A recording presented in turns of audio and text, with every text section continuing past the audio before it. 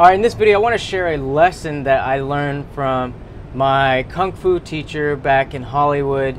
His name is Sifu Kisu, and he's most well known for his work that he did for the Avatar franchise, or Avatar The Last Airbender. He is most famously known for creating the bending arts that you see. So taking his background in Kung Fu and creating those movements, and also he did stunt work and things like that. But in Hollywood, he was the Kung Fu instructor for our stunt team, and we were fortunate enough to take private lessons with him right in our backyard, and he showed us a lot, and he taught us a lot. But this one lesson is something a little bit deeper than just movements and things like that. This is a mindset change that occurred within him that he shared with us, because with Sifu, we were fortunate enough to be able to not only train and learn under him, but just spend time with him, go on trips together, we went to the skating rink and just hanging out, got to talk a lot after training and just chill.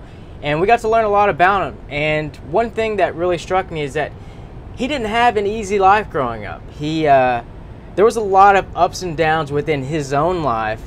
And for me personally, if I would have gone through the same things, I don't know how I would be on the other side. And what he told me is that the only thing that kept him from either just totally sabotaging his life or going totally into a dark path was Kung Fu. It was the training. It was the dedication and discipline that he became obsessed with Kung Fu. Whenever people were going out partying and stuff like that, he would be training his martial art movements. Whenever he was having a downtime, he would turn to the thing that was consistent. Whenever there was chaos all around, he turned to the thing that he knew best, and that was Kung Fu, and that was his rock. The lesson I want to share with you, though, is there's a lot of things that we cannot control in our lives. There's a lot of chaos going around. We could lose a relationship. We could lose our job. We could get injured. We could lose the closest things to us that mean the most to us at any time, and we can't control any of that. But there is one thing that you can control, and that is putting in that next rep, putting in one more push-up, getting your workout in, committing to your diet. Those are things you can control.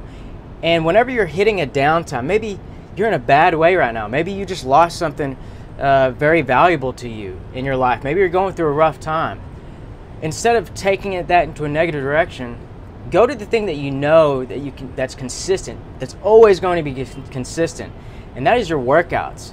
If you took the downtime, you take the negative and you apply it into motivation, into your workouts, into your training, you're going to become a different person and a better person on the other side.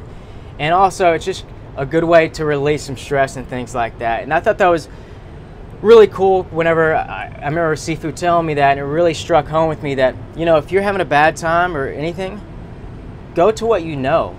Go to what's consistent, and that's the training.